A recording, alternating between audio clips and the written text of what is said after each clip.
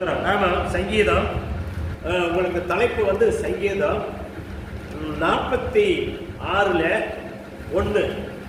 சங்கீதம் 46:1 தலைப்பு. 698 பக்கம் எடுத்துக்கோங்க.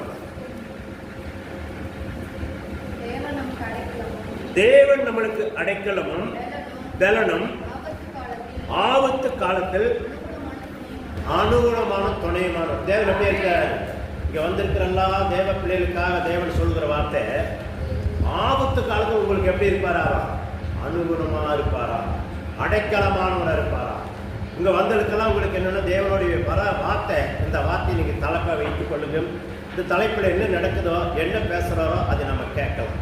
கர்த்தர் பேசுற வார்த்தையை நம்ம என்ன பண்ணோம், உத்து கவனிச்சு அது பிரகாரம் நடக்க கற்றுக்கும் போது தேவன் நம்மளை கண்மணியாகி இருக்கிற இயேசு கருணையுள்ள தேவன் அப்படியே செய்வாரா?